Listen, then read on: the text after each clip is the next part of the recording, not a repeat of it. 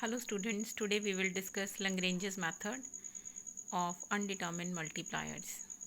A method कदों use ਹੁੰਦਾ है to find the maxima and minima of value of functions of three variables or the more variables. ਜਦੋਂ ਸਾਨੂੰ किसी एक वेरिएबल वाले फंक्शन का मैक्सीमा या मिनीमा चाहिए, फॉर एग्जाम्पल सानू एफ ऑफ एक्स का मैक्सीमा या मिनीमा चाहिए, पॉइंट ऑफ मैक्सीमा और मिनीमा, then असी ये +2 क्लास स्टडी किया सी कि we will find the first derivative of this function and we will put the derivative is equal to 0। इस तो बाद असी फंक्शन ऑफ टू वेरीएबल का मैक्सीमा तो मिनीमा कढ़ना भी ईजी अपने सबजैक्ट सीख लिया। Now we will discuss how to find the maxima and the minima or the maximum or minimum value of function of three or the more variable.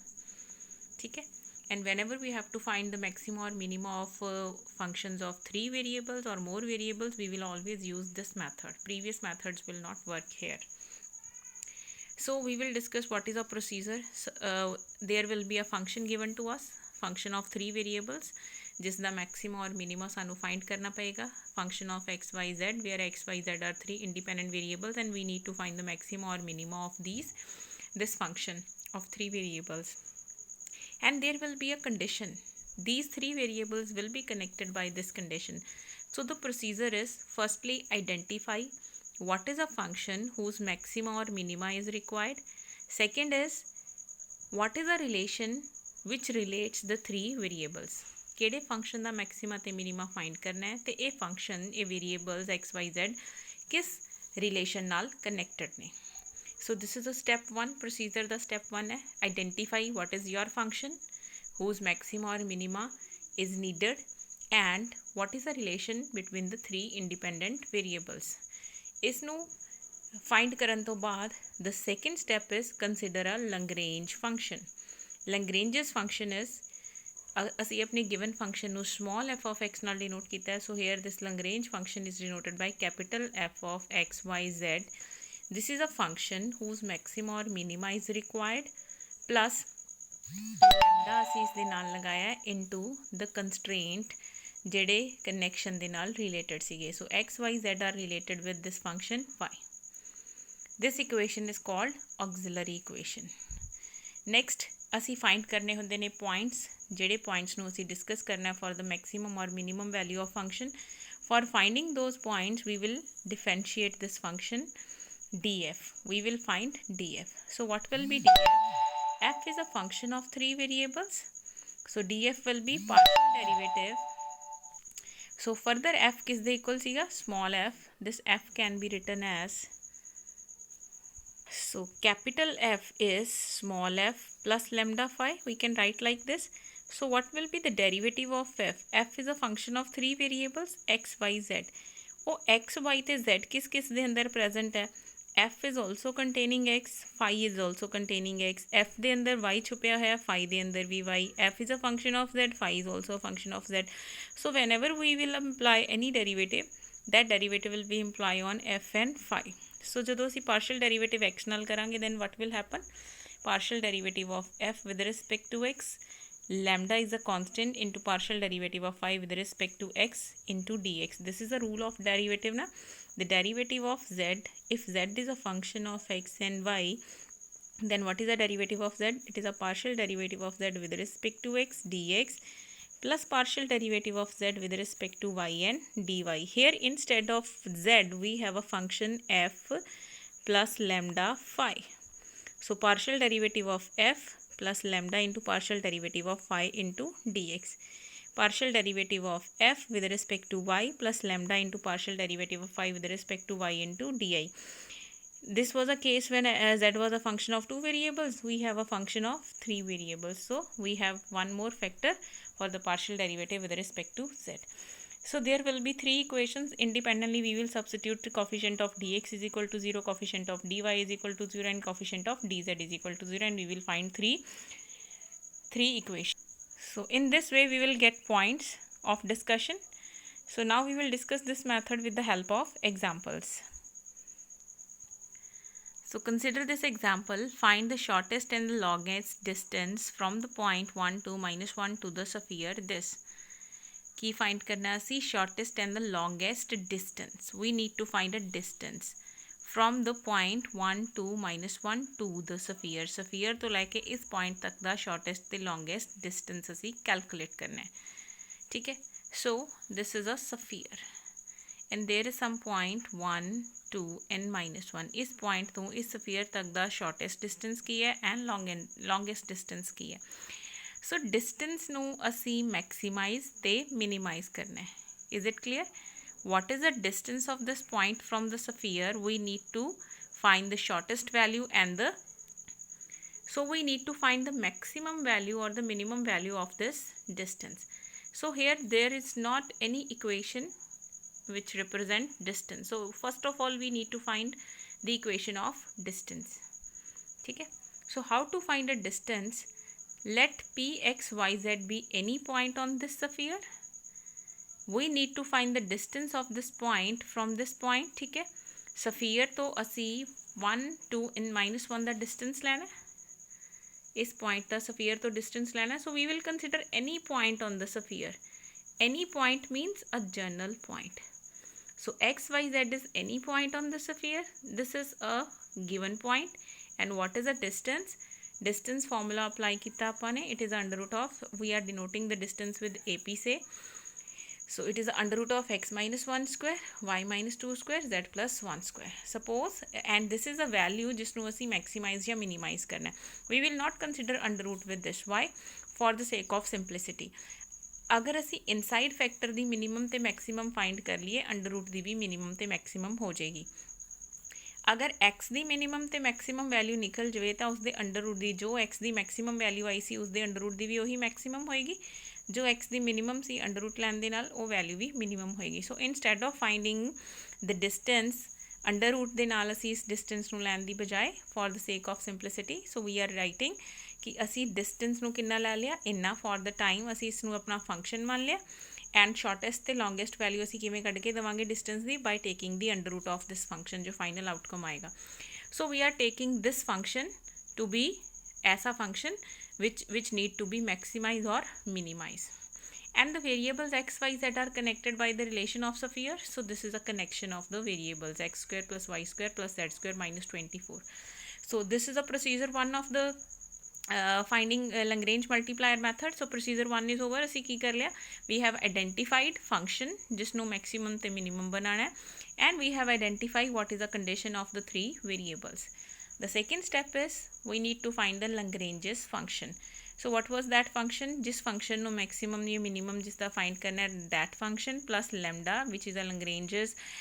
constant or multiplier a ਅਸੀਂ multiply कितना है that is why the method is known as a Lagrange's multiplier this is a multiplier lambda into the connection of variables so write all the values ਅਸੀਂ ਇਸ function ਦੀਆਂ values लिखिया lambda into the sphere the equation for points of maxima or minima we will find df तो partial derivative of this vector with respect to X करें तो कितना आ जाएगा 2x minus 1 plus lambda into 2x इस दा partial derivative with respect to y पूरे factor का करांगे तो की आ जाएगा 2 into Y minus 2 plus lambda into 2y partial derivative with respect to z करांगे तो की आ जाएगा 2z plus 1 plus lambda into 2z and put all these partial derivatives equal to 0 this is the first partial derivative second and third so we will try to solve these equations and we will find the values of x y and z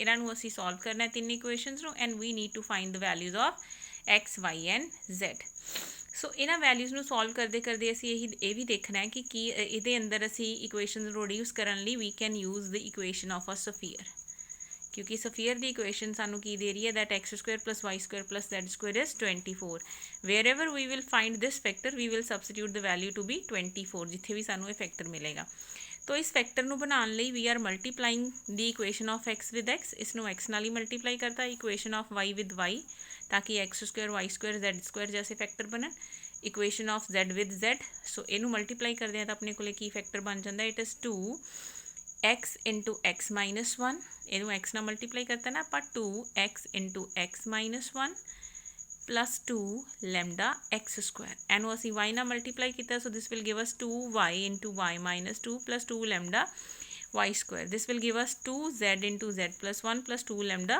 z square. So 2 वाले factor देखिए, it is 2x square 2y square 2z square. Then is 2 ਇੱਥੇ ਹੀ ਸੀਗਾ ਨਾ, x ਨਾਲ multiply ਕੀਤਾ ਤਾਂ next ਕੀ ਬਣਨਾ ਸੀਗਾ is minus x minus 2y plus z.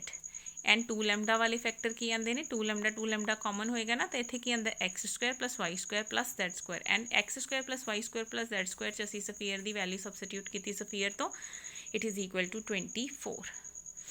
Again X square plus Y square की वैल्यू लिखी 24. तो असी जिथे इत्थे काफ़ी सारिया इक्वेशन सीगियां, असी इन्हां नूं एक सिंगल इक्वेशन च कन्वर्ट कर लिया. We have converted all these equation into a one equation. ठीक है जी. सो नाउ फ्रॉम इक्वेशन 2 ते चलते हैं असी. इक्वेशन 2 चो what will be value of lambda. Equation 2 लिखते हैं पहला आप. What is our equation 2? It is 2 into X minus 1 plus 2 lambda into X is equal to 0. So इस जो 2 कॉमन करके कैंसिल करिए. सो it is X minus 1 plus lambda X is equal to lambda, ये सारे फैक्टर को उधर shift करते हैं. So lambda into X is 1 minus X. And what will be lambda is 1 minus x divided by x. ठीक है. सो असी equation 1 च लैमडा नहीं, असी x की वैल्यू कैलकुलेट की है. ठीक है. तो अपने को यही इक्वेशन 1 सीगी ना. इस इक्वेशन 1 चो पहले 2 कॉमन करके 0 नाल इक्वेट किया. Then is x minus 1 plus की बचा lambda into X. So coefficient of X check करते हैं कि आंदा 1 प्लस लैमडा. ये 1 उधर जाके प्लस हो जाऊगा. So x will be 1/1 plus lambda. इदा ही इस इक्वेशन चो 2 नू कॉमन करके कैंसल करते हैं. वाई वाले फैक्टर की बनते हैं 1 प्लस 2 लैमडा. इन्हें ये 2 उधर शिफ्ट करांगे तो ये हो जाएगा साढ़े को वाई की वैल्यू कितनी आ जाएगी 2/1 प्लस 2 लैमडा. सो इदा असी इक्वेशनस नू सॉल्व किया. इक्वेशन 1 दे विचों find the value of X, equation 2 चो find the value of Y and then find the value of Z. So this will give us X Y and Z. ये 3 equation साडियां use हो गई. हुण एक असी जिहड़ी सारियां नूं मिला के एक इक्वेशन बनाई सी, ये हजे यूज नहीं की आपां. Now we will substitute all the values in this equation. ठीक है, जो असी सारियां दी कनैक्टेड दी बनाई सी. सो इहदे अंदर असी एक्स भरिया 1/1 plus lambda plus 2 into Y. ठीक है. हुण इस इक्वेशन की बचा होया सिर्फ lambda. This equation will give us the value of lambda. तो लैमडा की वैल्यू आपने इस क्वाड्रेटिक में सॉल्व करके बना ली. अंडर रूट इधर शिफ्ट किया, प्लस माइनस 2 वैल्यूज आ गई. So this will give us the value of lambda. So now we have 2 cases. एक केस बन गया साडा when lambda is -1/2 and the another case is when lambda is -3/2. When lambda is -1/2 what is X. असी X कितना लिख के आए सी 1/1 प्लस लैमडा. इत्थे लैमडा की प्लेस से कितना भरांगे -1/2. 1 - 1/2 इज़ 1/2, तो 2 आ जाएगा. ऐदा ही वैल्यू ऑफ वाई के अंदर लैमडा की वैल्यू लिखते हैं -1/2. इस तरीके नाल असी -1. So we are getting the points. पहला पॉइंट की बनया 2 4 -2. दूसरा पॉइंट की बनया -2 -4 2. सो दीज आर 2 पॉइंट्स जिहड़े असी सफीयर ते कैलकुलेट करे. So now we will find the distance of these points. किहड़े पॉइंट तो डिस्टेंस कड्ढण लई कहा सी सानू 1 -2 एंड 1 पॉइंट तो चैक कर लेंगे आप. है यही पॉइंट सीगा ना 1 2 एंड -1 1 2 एंड -1. सो इन्हां दोनों पॉइंट्स का आपां इस पॉइंट तो डिस्टेंस फॉर्मूले नाल कड्ढिया. एंड डिस्टेंस फॉर्मूले नाल जदों असीं डिस्टेंस कड्ढिया and we can observe what is the maximum और द मिनीमम डिस्टेंस. ये बड़ी वैल्यू आई है 3 इंटू √6 है. ये सिर्फ √6 है. So this √6 will give us the minimum distance and the second will give us the maximum distance. So this solves our question. We will discuss one more example. This is a function u a cube upon x square b cube upon y square c upon z square where x plus y plus z is 1. Prove that the stationary value of u is given by this. Stationary value means कि ऐसियां values जिन्हां ते maximum या minimum हो सकता है. Those values are given by this relation. So असी किदियां मैक्सीमम या मिनीमम वैल्यूज देखनियां ने फंक्शन यू दियां. एंड इस यू दे अंदर जिहड़े variables x Y and z है they are connected by this relation. तो प्रोसीजर 1 दे अंदर असी की देखना सी कि what is our function f of x Y z. So function f of x Y z की है यही वाला function this is our function f of x Y z, क्योंकि असी इसकी stationary value, stationary means either maximum or minimum, and where the variables x Y z are connected by this relation. So इसनों असी की कहना function of x Y z. So असी इत्थे Lagrange's function लिख लिया। लैग्रेंज फंक्शन की बनया साडा f of x Y z plus lambda phi of x Y z. ਇਹਦੀ वैल्यू कितनी है अपने को a cube upon x square, b cube upon y square, c cube upon z square plus lambda into the function. So what is the second step? Differentiate this with respect to x Y and z. So partial derivative with respect to x देखिए की बनूगा। ਇੱਥੇ ਅਸੀਂ ਕੀ rule apply करांगे? Division rule. ठीक है, तो division rule किवें अप्लाई करते हैं? आप इनू लिखांगे a cube x raise to power -2। What is its partial derivative? Minus of 2 a cube x power -1। It will give us -2 a cube divided by x. Same rule will be applicable on these. And इत्थे partial derivative of x कितना आ जाऊगा? 1। So minus of 2 a cube divided by x -3, -2 -1 करना होंगे ना। ठीक है, plus lambda इदा ही इसका derivative. So now substitute D D X the coefficient is equal to 0, the coefficient D D Y is equal to 0, coefficient of D D Z is equal to 0। And इन्हां दे विचों असी lambda calculate कर लिया। ठीक है, lambda calculate कर लिया क्योंकि सानू एक्स वाई जैड दी वैल्यूज चाहिए ने, तो आप लैम्डा की वैल्यू कैलकुलेट कर लाँगे। ठीक है, तो इन्होंने इक्वेशनस हरेक के अंदरों लैम्डा निकल सकता है। इतों lambda निकलिया 2 a cube upon x cube. इसी तरीके नाल 3 वैल्यूज़ आ गई लैम्डा दी। ये तीनों वैल्यूज़ लैम्डा दियां ने, यदा मतलब ये तीनों सेम होनी चाहिए। अगर इन्होंने तीनों इक्वल रख लिए 2 2 2 2 सारी जगह कैंसल हो गया, तो साढ़े कोले की आ गया? दिस विल गिव अस। और इन्हों के पावर्स जिहड़ियां ने सब दियां 1/3 1/3 1/3 लै लिए। देखो पहला तो सारियां चों 2 2 2 कैंसल किया। हरेक इक्वेशन की पावर लै ली 1/3 पावर 1/3 पावर 1/3, तो 3 3 ये पावर्स कैंसल। की बचा a by X is equal to b by Y is equal to c by Z. हुण अपने कोले रूल्स होंदे ने कि आपां इन्हां सारियां टर्म्स दे न्यूमीरेटर एंड डिनोमीनेटर्स दे उत्ते सेम रूल अप्लाई कर सकते हैं, ये इक्वल हो जाएंगे। ठीक है, तो आपां इन्हां नूं सब नूं ऐड किया। If the ratio is same therefore addition will be equal to सब टर्म्स ऊपर ऐड करिए इंडिपेंडेंटली डिवाइडेड बाय सारियां टर्म्स नूं नीचे ऐड करिए। These are the rules of derivatives दे अंदर असी इस तरीके दियां टर्म्स करते हैं। ठीक है, तो a plus b plus c नूं ऐसा ही रखे। X plus y plus z दी सानू एक कंडीशन दी हुई सी कि that the plus is equal to 1। So carefully note this step. The ratio is same, ये सारियां दी रेशो सेम है, ये सारी चीज़ा सेम ही ने। ठीक है, जो कुछ लिखा है इट इज सेम। जिवें मान लो कि 1/2 is equal to 1/2 is equal to 1/2 3 बारी लिखा हुआ है। ठीक है, लिखा हुआ है 1/2 इज 1/2 इज 1/2। इत्थे आपां इहनूं किवें लिखिआ कि आपां इहनूं लिख लिया 1/2 प्लस 1/2 प्लस 1/2। कितना आंसर आना है? 3/2। इत्थे की लिखिआ 1 + 1 + 1 डिवाइडेड बाय 2 + 2 + 2 इस तरीके नाल। तो इत्थे 1/2 + 1/2 + 1/2 सीगा। इत्थे आपां ये सारियां टर्म्स नूं अलग अलग उपर वाली नूं लग तो नीचे वाली नूं लग तो इत्थे कितना बनना है? 3/6। जिन्हों कैंसल करिए तो फिर तो सेम फैक्टर ही बन जाता है। यह स्टैप नूं तुसीं करैक्ट कर लेना। इत्थे बाय मिसटेक प्लस का सिंबल है, दिस इज़ इक्वल टू, इनू सैट कर लेना। This is equal to symbol. ठीक है जी, इक्वल टू है। So it is 1/2। मैं एग्जाम्पल ली सी ना 1/2 की कि अगर ये 3 वैल्यूज़ मैच कर दी हैं तो ये भी ये नाल ही मैच करूगी। देखो, तो आप एग्जाम्पल ली सी कि suppose all the 3 values are 1/2। ये सारियां तीनों वैल्यूज़ इक्वल ने ना। सो 1/2 इज़ 1/2 इज़ 1/2, तो 1/2 is equal to 1/2 is equal to 1/2। ਇੱਥੇ ਅਸੀਂ ਕੀ ਕੀਤਾ? ਉੱਪਰ ਵਾਲੀਆਂ ਟਰਮਸ ਨੂੰ ਉੱਪਰ ਐਡ ਕੀਤਾ। 1 + 1 + 1 ਕਿੰਨਾ ਬਣਿਆ? 3। नीचे 2 + 2 + 2 ਕਿੰਨਾ ਬਣਿਆ? 6। एंड 3/6 ਨੂੰ कैंसल करिए फिर तो कितना आ जाता? 1/2। ठीक है, तो ये मैच करता है। इनू करैक्ट कर लेना है। इत्थे प्लस का सिंबल सी, प्लस की जगह पर किहड़ा सिंबल आना है? इक्वल टू का। सो x + y + z किहदे इक्वल आ गया? a + b + c divided by 1। So हुण असी फस्ट एंड लास्ट नू ले लीए। फस्ट एंड लास्ट चो x निकलता है, सैकेंड एंड लास्ट चो y, थर्ड एंड लास्ट चो z।